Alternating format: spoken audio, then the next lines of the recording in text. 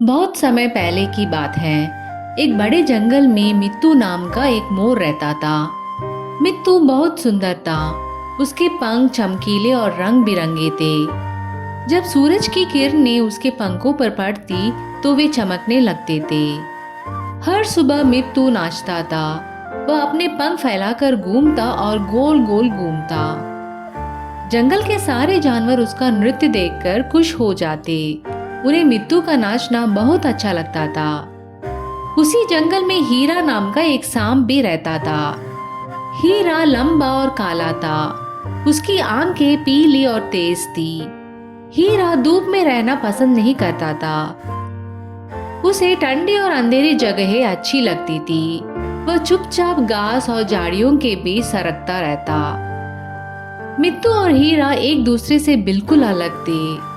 मित्तू को सबका ध्यान चाहिए था। वह अपने पंख दिखाना और नाचना पसंद करता था। वही हीरा छिप कर रहना पसंद करता था। वह दूर से सब कुछ देखना और शांति से रहना पसंद करता। एक धूप भरी सुबह मित्तू एक बड़े पेड़ के पास नाच रहा था। उसके पंख सूरज की रोशनी में चमक रहे थे। बाकी जानवर खरगोश, हिरन और पक्षी सब तालियां बजा रहे थे और मित्तू की तारीफ कर रहे थे। पास की झाड़ियों में हीरा छिपा हुआ था। वह मित्तू का नृत्य देख रहा था। वह देख रहा था कि कैसे सारे जानवर मित्तू को पसंद करते हैं। हीरा को थोड़ी उदासी हुई। उसने सोचा, कोई मुझे पसंद नहीं करता क्योंकि मैं रंगीन और सुंदर नहीं हूँ। मैं तो बस एक काला सांप हूँ। कोई मेरे लिए तालियां नहीं बजाता। अगले दिन हीरा जंगल में सरक रहा था। तभी उसे किसी की जोर से रोने की आवाज सुनाई दी। वह उस दिशा में गया और देखा कि एक छोटा खरगोश कांटेदार झाड़ी में फंसा गया है।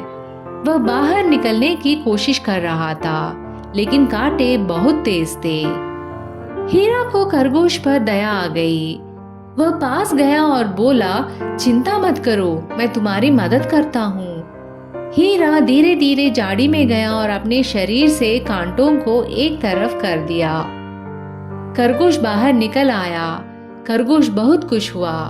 उसने कहा, धन्यवाद हीरा, आपने मुझे बचा लिया। आप बहुत अच्छे हो। हीरा को बहुत खुशी हुई। उसे समझ आया कि वह भी अपने तरीके से दूसरों की मदद कर सकता है। उधर मित्तू फिर से नाचने की तैयारी कर रहा था। उसने अपने पंख फैलाए और घूमने लगा, लेकिन आज कुछ अलग था। आसमान में काले बादल छा रहे थे। ऐसा लग रहा था जैसे बारिश होने वाली हो। जानवर वहां से जाने लगे क्योंकि वे भीगना नहीं चाहते थे। मित्तू उदास हो गया। उसे बारिश पसंद नहीं थी। उसके पंख भीग जाते और वह नाच नहीं पाता। तभी हीरा झाड़ियों से बाहर आया। उसने मित्तू को उदास देखा और पूछा, क्या हुआ मित्तू? मित्तू ने कहा, बारिश आ रही है, मैं नाच नहीं सकता। सारे जानवर जा रहे हैं। वे मेरे सुंदर पंख नहीं देख पाएंगे।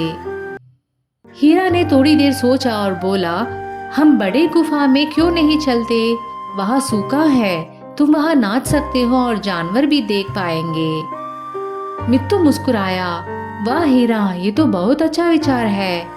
चलो वहाँ चलते हैं। मित्तू और हीरा गुफा की ओर गए और सारे जानवर भी उनके पीछे चल पड़े। गुफा के अंदर सूखा और गर्म था। मित्तू ने अपने पंख फैलाए और नाचना शुरू किया। जानवर तालियां बजाने लगे। हीरा एक कोने से सब देख रहा था और खुश था। उस दिन से मित्तू और हीरा अच्छे दोस्त बन गए। मित्तू ने जाना कि हीरा भले ही रंग बिरंगा नहीं था, लेकिन वह बहुत दयालु और मददगार था। हीरा ने जाना कि वह भी अपने तरीके से हीरो बन सकता है। जंगल के बाकी जानवरों ने भी हीरा को उसके असली रूप में अपनाना सीखा। अब हर दिन मित्तू नाचता और हीरा जरूरतमंद जानवरों की मदद करता। जंगल सबके लिए एक खुशहाल जंगल बन गया। समय के साथ मित्तू और हीरा की दोस्ती और गहरी हो गई। दोनों ने एक दूसरे से बहुत कुछ सीखा। मित्तू ज्यादा समझदार और सहनशील बन गया। हीरा ज्यादा आत्मविश्वासी और खुद पर गर्व करने वाला बन गया।